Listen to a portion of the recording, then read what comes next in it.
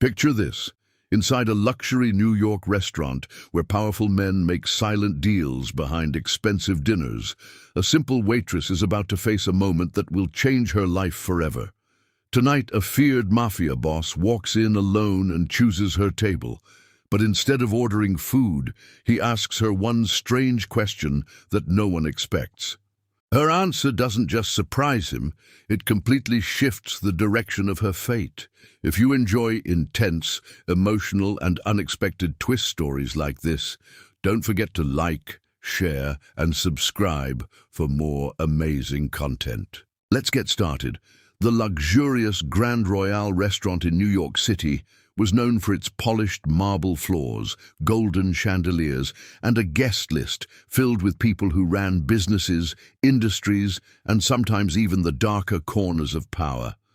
It wasn't just a restaurant, it was a place where decisions were made quietly over expensive wine, and where one wrong word could cost someone everything. On this rainy evening, the atmosphere was calmer than usual.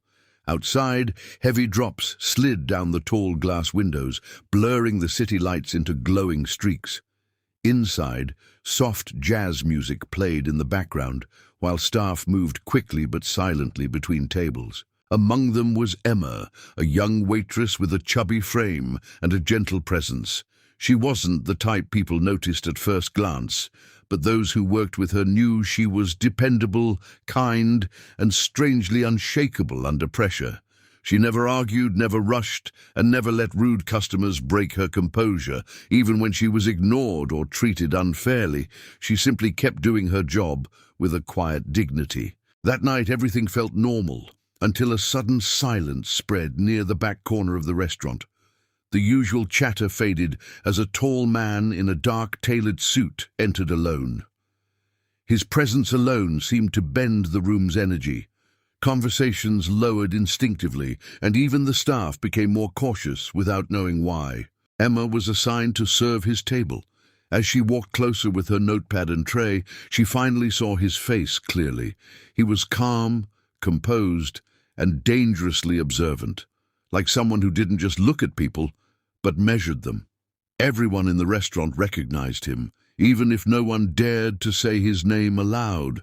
Lorenzo Vitti, a man whispered about in fear, known for controlling things far beyond legal business. He didn't immediately open the menu or ask for anything.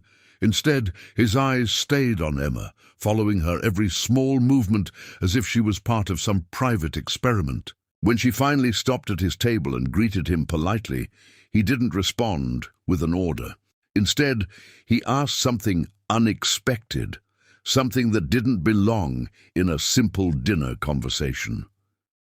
His voice was calm but sharp enough to cut through the noise of the room. The question hung in the air like a trap, and for a moment, even the restaurant itself seemed to pause. Emma stood still for a moment, holding her tray close to her waist as the question lingered in the air. Around her, the restaurant continued moving, but it felt distant, like she was suddenly separated from everything else by an invisible wall. She could feel the weight of Lorenzo Vitti's gaze, steady and unblinking, as if he wasn't just waiting for an answer. Most people would have rushed to respond, how she would think, eager to impress someone like him or afraid of saying the wrong thing. But Emma didn't. She took a quiet breath, her expression calm, almost ordinary, as if she hadn't fully realized who was sitting in front of her. Her fingers tightened slightly around the tray, then relaxed again. Finally, she spoke in a soft but steady voice. "Money can give comfort," she said, "but it doesn't guarantee trust. Loyalty is what keeps people standing when everything else falls apart." For a brief second there was nothing, no response, no movement. Even the background noise of the restaurant seemed to fade further, as if the world itself was waiting for Lorenzo's reaction. His eyes narrowed slightly, not in anger but in interest. Most people he met spoke quickly, trying to impress him or guessing what he wanted to hear.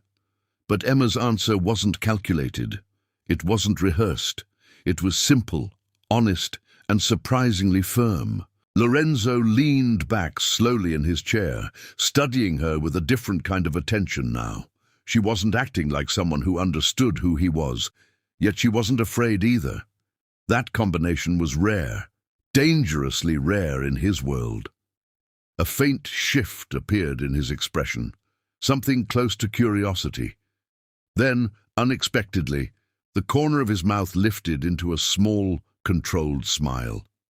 It wasn't warm, but it was real. He gestured lightly toward the chair across from him and spoke again, quieter this time, but with an authority that left no room for refusal.